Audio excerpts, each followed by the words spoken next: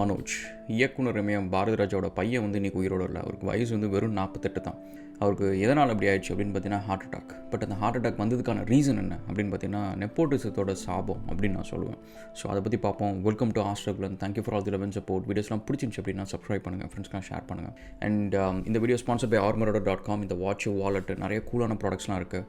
நீங்கள் travelling, touring, trekking, adventure ஸ்போர்ட்லாம் பண்ணுவீங்கன்னா அதுக்கு ஏற்ற ப்ராடக்ட்ஸ்லாம் அதில் இருக்குது. செக் பண்ணி பாருங்கள். அண்ட் ஆல்சோ உங்களுக்கு வந்து ஏதோ ஒரு ட்ராவல் ப்ராடக்ட் ஏதோ ஒன்று வந்து உங்களுக்கு ரொம்ப பிடிச்சிருக்கு, அதான ப்ராடக்ட் ஆனால் இந்தியாவில் எங்கேயுமே கிடைக்கல அப்படின்னா நீங்கள் அந்த டீம் கிட்ட சஜஸ்ட் பண்ணுங்கள். கண்டிப்பாக வந்து நாங்கள் சோர்ஸ் பண்ண ட்ரை பண்ணுறோம். ஓகே, ஸோ இப்போ இந்த நெப்போட்டிசம் அப்படின்றத பற்றி நம்ம சொல்கிறதுக்கு ஒரு எடுத்துக்காட்டு என்னென்னு வச்சுக்கோங்களேன். இந்த வீடியோவில் நான் சொன்ன டைட்டில் தான்.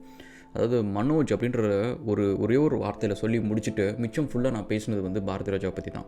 இயக்குனர் இமயம் பாரதிராஜாவோட பையன் அப்படின்னு சொல்லிட்டு அந்த ஹோல் சென்டென்ஸில் வந்து யார் பெருசாக தெரியுறா அப்படின்னு பார்த்தீங்கன்னா பாரதிராஜா. ஆனால் நம்ம எதை பற்றி பேச போகிறோம் அப்படின்னு பார்த்தீங்கன்னா மனோஜோட மரணத்தில் கூட வந்து பாரதிராஜா தான் வந்து அங்கே பெருசாக தெரிகிறார்.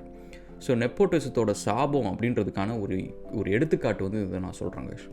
அண்ட் சரி, நெப்போட்டிசம்னா என்ன அப்படின்னு பார்த்தீங்கன்னு வச்சுக்கோங்களேன். ஒரு சராசரி எல்லார் வீட்லேயும் நடக்கிற ஒரு விஷயம் தான். ஒரு தகப்பனாக வந்து தான் சம்பாதிச்ச சொத்து, அவனோட பேர், புகழ் அண்டு பிஸ்னஸ்ஸு, வேலை எல்லாத்தையுமே வந்து தன் பையனுக்கு வந்து அதேமாதிரி நல்ல வாழ்க்கை கிடைக்கணும் அப்படின்னு சொல்லிட்டு எல்லா அப்பாவும் யோசிக்கிறது தான். அதுக்காக அவன் பசங்களுக்கு செய்கிற ஒரு விஷயம் தான்.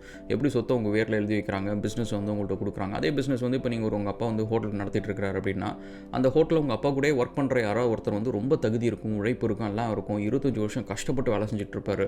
ஆனால் உங்கள் அப்பா வந்து அந்த ஹோட்டலை வந்து அவர் பேரில் எழுதி வைக்க போகிறது கிடையாது, உங்களுக்கு தான் கொடுக்க போகிறாரு. ஸோ இதுதான் வந்து ப்ரெட்டி மச் எல்லார் வீட்லையும் நடக்கிற ஒரு விஷயம் தான். அப்பா வந்து தான் பிள்ளைக்காக செய்கிற ஒரு விஷயம் தான். பட் அன்ஃபார்ச்சுனேட்லி வந்து சில பேர் என்னென்னா ஸ்போர்ட்ஸில் இருப்பாங்க, காட் ஆஃப் கிரிக்கெட்டாக கூட இருப்பாங்க, இல்லைனா வந்து ஹோம் மினிஸ்டராக இருப்பாங்க, இல்லைனா சிஎம்மாக இருப்பாங்க.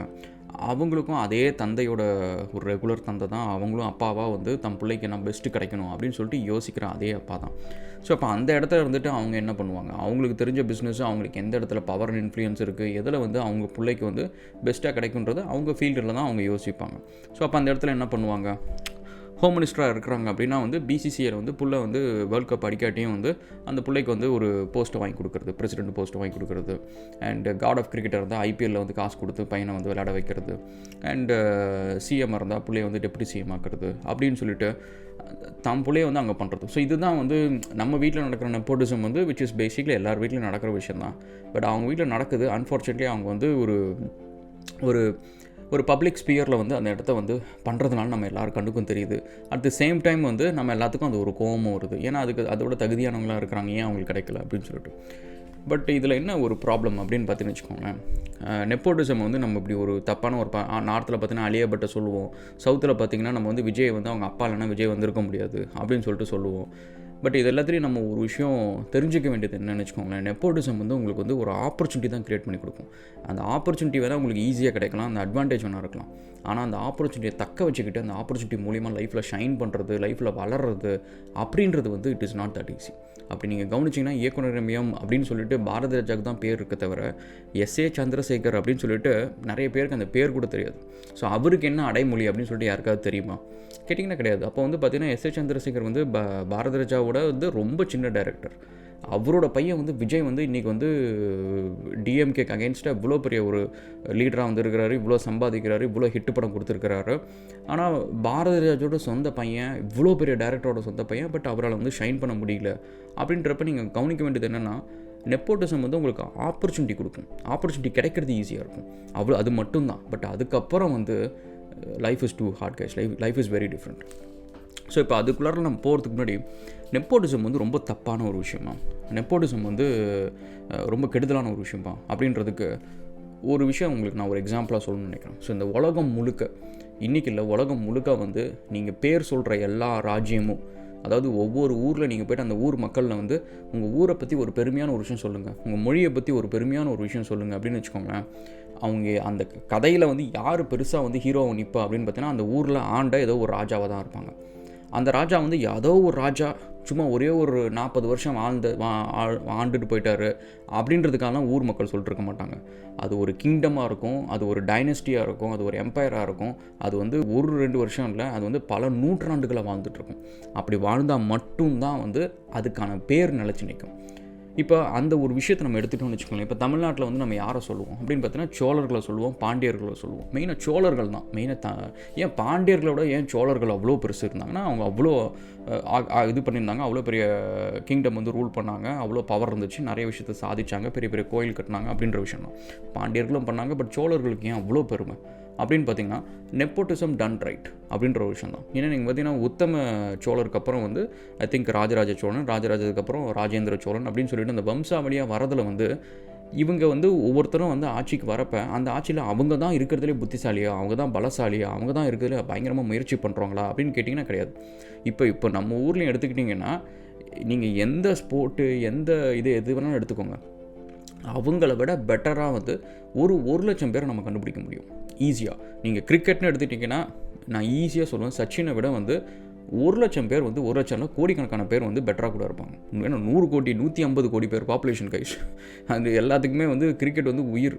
ஐ மீன் லைக் எல்லாத்துக்கும் பிடிக்கும். கிரிக்கெட்டுக்காக நீங்கள் யோசிச்சு பாருங்களேன், கிரிக்கெட்டுக்காக வந்து வேலையை விட்டுட்டு போய் கிரிக்கெட் விளையாடுறோம், நம்ம கிரிக்கெட்டுக்காக படம் வருது, இவ்வளோ வருது, அண்டு உனக்கு நான் வந்து மாதத்தில் வந்து கோடிக்கணக்கில் நான் பணம் தரேன், இப்போ கிரிக்கெட் விளையாடு அப்படின்னு சொன்னால் யார் செய்ய மாட்டா, உயிரை கொடுத்து செய்வாங்க. ஸோ அப்படி இருக்கிறப்ப வந்து நீங்கள் யாரை வேணாலும் எந்த இதில் வேணாலும் எடுத்துக்கோங்க, நீங்கள் ஒரு சிஎம் எடுத்துக்கோங்க, பிஎம் எடுத்துக்கோங்க, எதை எடுத்துக்கிட்டாலும் சரி, அவங்கள விட பெட்டராக வந்து ஒருத்தரில் 2 பேரில் லட்சக்கணக்கான பேர் நம்ம பிக்கப் பண்ண முடியும். பட் இருந்தும் கூட அந்த இடத்துல ராஜராஜன் சோழன் தான் அந்த இடத்துக்கான வரத்துக்கான சான்ஸ் இருந்துச்சு, அவர் தான் வந்தார். அண்ட் அதே மாதிரி அடுத்தது வந்து ராஜேந்திர சோழன் வந்தார். அண்ட் அவங்களோட முயற்சியில் அவங்களோட என்ன செய்யணும்னு நினச்சாங்களோ அதை அவங்க செஞ்சாங்க. அவங்க அந்த ராஜ்யம் அன்றைக்கி இருந்ததுக்கான காரணம் வந்து நெப்போட்டிசம். இந்த நெப்போட்டிசம் இல்லாதனால தான் பார்த்தீங்கன்னா 60 வருஷம் 50 வருஷம் வளர்த்த ஏடிஎம்கே அப்படின்ற ஒரு கட்சி வந்து இன்றைக்கி காலையில் நியூஸ் பார்க்குறேன், ஓபிஎஸ் இன்னும் ஒத்துக்க மாட்டேங்கிறாரு, இபிஎஸ்ஸை வந்து பொதுச் செயலராக. ஸோ அப்போ பார்த்தீங்கன்னா அதுக்கு ஒரு ஆல்மோஸ்ட் லைக் ஒரு 6 மாதம் தான் தேவைப்பட்டுச்சு. ஒரு 60 வருஷம் ஓல்டு கட்சியை வந்து 60 வருஷமாக 40-50 வருஷம் நினைக்கிறேன். ஸோ அந்த கட்சியை உடைக்கிறதுக்கு, அந்த கட்சியை ஒன்றுமே இல்லாமல் ஆக்கிறதுக்கு அவ்வளோ பெரிய கட்சி. அதாவது தமிழ்நாட்டில் வந்து டிஎம்கே வரதுக்காவது வந்து கூட்டணி தேவை, அந்த பிரச்சனை தேவை, அந்த பிரச்சனை. ஆனால் ஏடிஎம்கே வந்து கூட்டணி இல்லாமல் கூட வின் பண்ணும். ஸோ அந்த அளவுக்கு வந்து ஒரு ஸ்ட்ராங்கான பொசிஷன் அந்த கட்சியை வந்து ஒன்றுமே இல்லாத கட்சியை ஆக்கிறதுக்கு வந்து காரணம் வந்து ஒரு ஸ்ட்ராங் லீடர்ஷிப் இல்லை அப்படின்றதுனால தான். இப்போ இந்த பக்கம் நீங்கள் பார்த்தீங்கன்னு வச்சுக்கோங்க, டிஎம்கேல வந்து நம்ம நெப்போட்டிசம் வந்து ஒரு பெரிய விஷயமா சொல்கிறோம், குடும்ப அரசியல் அப்படின்னு சொல்லிட்டு நம்ம வந்து ஒரு குறையாக சொல்கிறோம். இன்றைக்கி டிஎம்கே அப்படின்ற ஒரு கட்சி அங்கே இல்லை அப்படின்னா இன்றைக்கி தமிழ்நாடு அப்படின்ற ஒரு இடமே வந்து இருந்திருக்காது அப்படின்றத நான் வந்து தெளிவாக சொல்கிறேன் கைஸ். நீங்கள் வந்து என்ன நினச்சாலும் சரி, பட் அது டிஎம்கே இருந்ததுக்கு காரணம் வந்து அந்த நெப்போட்டிசம் தான். ஏன்னா அந்த நெப்போட்டிசம் இருக்கிறதுனால வந்து டிஎம்கேல யார் வேணாலும் எந்த போஸ்டிங்க்கு வேணாலும் எவ்வளோ வேணாலும் அடிச்சுக்கலாம். ஆனால் சீஃப் போஸ்டிங்க்கு வந்து யாருமே வந்து ஆசை கூட பட மாட்டாங்க, அடிச்சுக்கவும் மாட்டாங்க. ஸோ அப்போ அந்தமாரி இருக்கிற வரைக்கும் வந்து லீடர்ஷிப்பில் வந்து ஒரு குழப்பமே வராது. லீடர்ஷிப்பில் குழப்பம் வரல அப்படின்னு வச்சுக்கோங்களேன், they can keep going. So சோழர்கள் வந்து அத்தனை 1000 வருஷம் வந்து ஆண்டுருக்காங்க.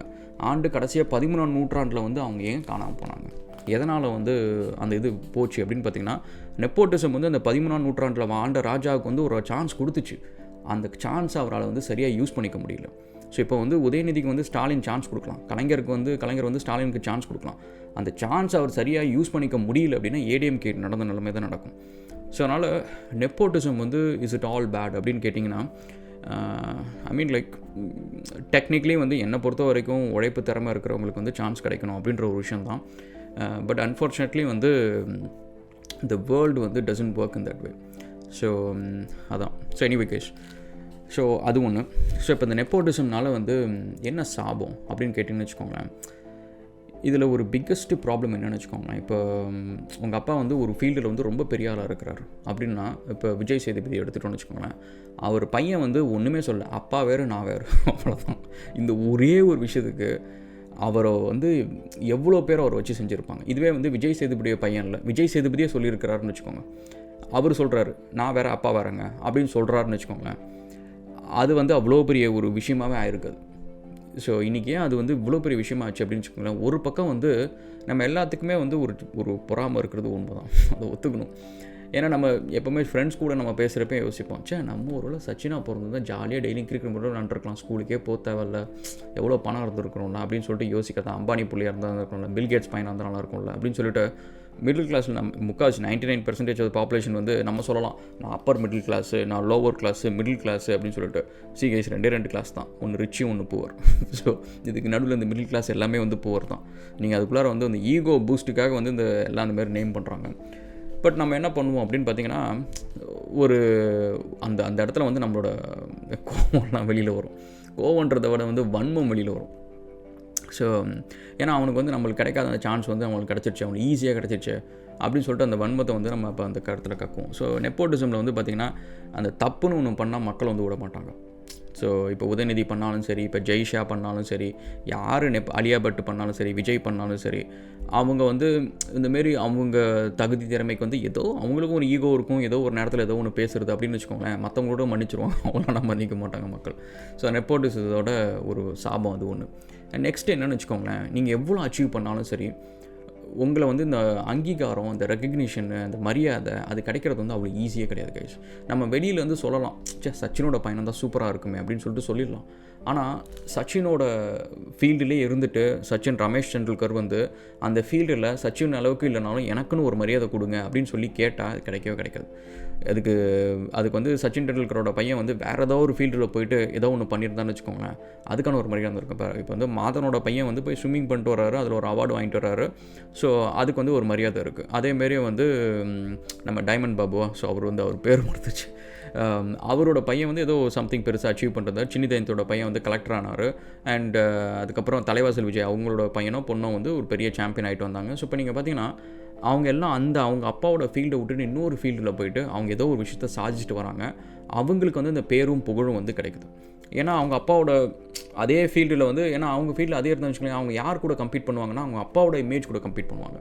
அதை பீட் பண்ணுறது வந்து it is not that easy guys. ஏன் அப்படின்னா, இப்போ எனக்கு வந்து இன்றைக்கி ஏன் எத்தனை பிஸ்னஸ் நான் பண்ணணும், இவ்வளோ ஏன் பண்ணணும் அப்படின்னு பார்த்தீங்கன்னா, எனக்கான பசி, எனக்கு சின்ன வயசில் வந்து கிடைக்காத விஷயம் இருக்குது, எனக்கான கோவம் இருக்குது, எனக்கான சாதிக்கணுன்ற வெறி இருக்குது, எனக்கு அந்த ஒரு பசியும் இருக்குது, எனக்கு கிடைக்கல, நிறைய விஷயம் கிடைக்கல, எனக்கு ஆசை இருக்குது, எனக்கு அதுக்கான விஷயம் எனக்கு எதுவுமே எங்கள் அப்பா கேட்டு நான் எங்கள் அப்பாவில் கொடுக்க முடியல, அந்த சிச்சுவேஷன் அப்படி, அந்த பசினால் நான் ஓடுறேன். பட் என் பையனுக்கு அதே பசி இருக்குமா அப்படின்னு கேட்டிங்கன்னா எப்படி இருக்கும்? ஸோ அவனுக்கு வந்து கேட்டதெல்லாம் கிடைக்கிறதுக்கு வந்து இங்கே ப்ரொவைட் பண்ணுறதுக்கு ஒரு ஆள் இருக்குது. ஸோ அப்போ அவனுக்கு அந்த பசியே இல்லாமல் 25 வயசு வரைக்கும் வளர்த்துட்டு திடீர்னு வந்து நீ என்ன பீட் பண்ணுறா பார்த்துருவோம் அப்படின்னு சொல்லிட்டு அவனை கொண்டு போய் ஃபீல்டில் விட்டு அவனால் எப்படி பீட் பண்ண முடியும்? I am growing in a tough time and he is growing in a easy time. So அவனால் வந்து அந்தளவுக்கு ஈஸியாக கம்ப்ளீட் பண்ண முடியாது. Unless and until if people are very smart, அவங்களுக்கு வந்து ஷார்ப்பாக புரிஞ்சுக்கிறாங்க அப்படின்னா they can out perform me. I want my son to out perform me. And so அந்த மாதிரி. ஸோ நெப்போட்டிசத்தோட சாபம் வந்து இதுதான் கைஸ். நம்ம வெளியிலேருந்து பார்க்குறதுக்கு ரொம்ப அழகாக இருக்கும். ஸோ இவங்க பையனாக தான் நல்லா இருக்குமே அப்படின்னு சொல்லிட்டு போட்டு உள்ளே இருந்து பார்க்குறப்ப ஒவ்வொரு நாளும் வந்து நீங்கள் இவ்வளோ தூரம் அச்சீவ் பண்ணதுக்கு சரி இதுக்கான மரியாதை எனக்கு கொடுங்க, இதுக்கான அங்கீகாரம் கொடுங்க, இதுக்கான ஒரு அப்ரிசியேஷன் எனக்கு கொடுங்க அப்படின்றதுக்காக நம்ம ஏங்கிக்கிட்டே தான் இருக்கிற மாதிரி இருக்கும். அண்டு அதுலேயும் வந்து நீங்கள் ஃபெயில் ஆகிட்டிங்கன்னு வச்சுக்கோங்களேன், இட்ஸ் வெரி ஈஸி அந்த நெப்போட்டிசம் கிட்ட வந்து ரிஜெக்ட் பண்ணுறது, ஒதுக்கிறதுக்கு. ஏன்னா நம்மளுக்கு மட்டும் கோவம் இருக்காது, அவங்க எந்த இண்டஸ்ட்ரியில் இருக்காங்களோ அந்த இண்டஸ்ட்ரியில் இருக்கிறவங்களுக்குமே வந்து ஒரு பொறாமை இருக்கும், ஒரு கோவம் இருக்கும். இப்போ சச்சின் டெண்டுல்கரோட பையன் வந்து கொஞ்சம் நல்லா விளையாண்டா கூட வந்து பிசிசிஐயில் வந்து சச்சின் வந்து எப்படியோ இன்ஃப்ளூயன்ஸ் பண்ணி உள்ளார கொண்டு போயிருக்கலாம், இந்தியன் டீமுக்கு கொண்டு போயிருக்கலாம். அன்ஃபார்ச்சுனேட்லி அவரால் வந்து அந்தளவுக்கு பர்ஃபார்ம் பண்ண முடியல. பட் அந்தமாரி கொஞ்சம் பர்ஃபார்ம் பண்ணி உள்ளார போயிட்டு அதுக்கப்புறம் வந்து அவர் கொஞ்சம் அங்கேயும் இங்கேயும் ஃபார்ம் அவுட் ஆகிறாரு அந்தமாரின்னு வச்சுக்கோங்களேன், அவரை வந்து வெளியில் கொண்டு வரதுக்கு அவரை வந்து அந்த இடத்துல இருக்கக்கூடாது, அப்ரிஷியேட் பண்ணக்கூடாது அப்படின்றதுக்கு வந்து there will be lot more people than non-nepo kids. So அதனால் நெப்போ கிட்ஸாக இல்லாது வந்து there is an advantage. ஏன்னா இன்றைக்கி நான் என்ன சாதித்தாலும் சரி எங்கள் அப்பாவை யாருக்கும் தெரியாது, இப்போ உங்கள் யாருக்குமே தெரியாது. எங்கள் அப்பாவோட சர்க்கிளில் நிறைய பேருக்கு தெரியும். பட் இப்போ இந்த யூடியூப் பார்க்குறவங்க 1 லட்சம் 2 லட்சம் பேருக்கு வந்து என்ன தெரியுமே தவிர எங்கள் அப்பாவை தெரியாது. ஸோ அப்போ வந்து நான் என்ன சாதிக்கிறேனோ அதுக்கான மரியாதை எனக்கு கிடச்சிடும். ஸோ நான் நெப்போ கிட்ஸ்க்கான ஒரு அட்வான்டேஜ் அது அப்படின்னு கூட வச்சுக்கலாம். ஸோ பீங் நான் நெப்போ கிட் வந்து நம்மளுக்கு ஒரு அட்வான்டேஜ். இன்றைக்கி வந்து மனோஜ் வந்து உயிரோடு இல்லை. அவர் வந்து என்னோடய பழைய வீடியோவில் நிறைய வீடியோவில் அவர் சொல்லியிருக்கிற மாதிரி எனக்கு ரொம்ப டிப்ரெஷனாக இருந்துச்சு எனக்கு ஒரு பீரியட் ஆஃப் டைமில். ஸோ என்னால் சாதிக்க முடியல, என்னால் வந்து எந்த ஃபீல்டில் போனால் நான் தோற்றுக்கிட்டே இருக்கிறேன் அப்படின்னு சொல்கிறதெல்லாம். ஸோ இது எல்லாமே நீங்கள் பார்த்தீங்கன்னா அந்த கான்ஸ்டண்ட்டாக வந்து அந்த சொசைட்டி வந்து எங்கே போனாலும் சரி இந்த நெப்போட்டிசத்தோட அந்த வன்மம் துரத்திக்கிட்டே இருக்கும். என்னப்பா என்ன படம் எதுவும் பண்ணல, அப்பா அவ்வளோ தூரம் செஞ்சார், நீ எதுவுமே பண்ணல, எல்லாம் சும்மா வந்துடுறீங்க அப்படி இப்படின்னு சொல்லிட்டு அந்தமாரி ஒரு சில விஷயங்கள். Okay, so that's about it guys. So nepotism பற்றி நீங்கள் என்ன நினைக்கிறீங்க? அண்ட் உங்களோட கமெண்ட்ஸை சொல்லுங்கள். அண்ட் ப்ளீஸ் கைஸ், நீங்கள் வந்து கமெண்ட் செக்ஷனில் வந்து நீங்கள் சும்மா அவனோட சப்போர்ட்டர் இவனோட சப்போர்ட்டர் இதெல்லாம் சும்மா லூஸ்தனமாக இருக்குது. ஸோ எனக்கு வந்து ஜஸ்ட் என்னோடய வியூ அவ்வளோதான். அண்ட் எனக்கு வந்து இந்த பொலிட்டிக்கல் பார்ட்டி எனக்கு ஃப்ரெண்டு, அவங்க ஃப்ரெண்டு அப்படிலாம் கிடையாது. நீங்கள் ஒரு விஷயத்தில் வெரி தெளிவாக இருங்க. ஸோ நான் ஒருத்தங்களை வந்து எதிரின்னு வந்து சொல்கிறதுக்கான ரீசன் வந்து நான் அவங்களை எதிரியாக நினைக்கிறது கிடையாது. அவங்க என்னை எதிரியாக நினைக்கிறத வந்து எனக்கு தெரியுது. ஸோ அதனால் நான் வந்து அவங்க என்னோட எதிரி அப்படின்னு நான் சொல்கிறேன். எனக்கு ஆக்சுவலி வந்து காலைல எந்திரிச்ச உடனே எனக்கு இந்த பொலிட்டிக்கல் பார்ட்டியை வெறுக்கணும், இவங்களை திட்டணும், அவனுங்களை திட்டணும் அப்படின்றதெல்லாம் எதுவுமே கிடையாது. எனக்கு வந்து கிளியராக தெரியுது அவங்க எண்ணத்தோட எதிரி. அவங்க எண்ணத்தை வந்து நான் அவங்கள எதிரியாக நினைக்கிறது கிடையாது. அவங்க என் எண்ணத்தை அழிக்கிறதுக்கு வந்து இப்போ இல்லை, ரொம்ப வருஷமாக பண்ணுறாங்க. அண்டு எனக்கு தெரியுது, ஒரு சில விஷயங்கள் தெரியுது. அதனால் வந்து I'm just standing with anyone who is against them, இவ்வளோ தான். ஸோ நீங்கள் வந்து இதில் வந்து நான் அவருக்கு சப்போர்ட்ரு இவருக்கு சப்போர்ட்ரு இப்போ கூட சொல்கிறேனே, சகாயம் ஐஏஎஸ் வந்து அவர் வந்து ஒரு காலத்தில் வந்து ஒரு கட்சி ஆரம்பிக்கிறேன்னு சொன்னார்.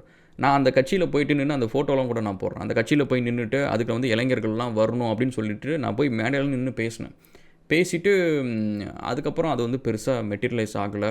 அண்டு எனக்கு அதுக்கப்புறம் அந்த உள்ளார அந்த பாலிடிக்ஸ் இதெல்லாம் எனக்கு அந்த ஆக்சுவலி அந்த அட்மாஸ்ஃபியரை எனக்கு பிடிக்கல. நான் நினச்சது வந்து சரி ஏதாவது நல்லது நடக்கணும், நிறைய பேர் வந்து இளைஞர்கள்லாம் அரசியலுக்கு வரணும், நிறைய பேர் நல்லது பண்ணணும், நான் அப்படின்னு அந்த மாதிரி யோசித்தேன். பட் அவர் அரசியலுக்கு அப்புறம் அவ்வளோ பெருசாக ஒன்றும் ஆக்டிவாக எதுவும் பண்ணலை. Okay, so will catch up another video guys, and thank you so much for all the love and support. வீடியோஸ்லாம் பிடிச்சிருந்துச்சு அப்படின்னா சப்ஸ்கிரைப் பண்ணுங்கள், ஃப்ரெண்ட்ஸ்லாம் ஷேர் பண்ணுங்கள். Cheers.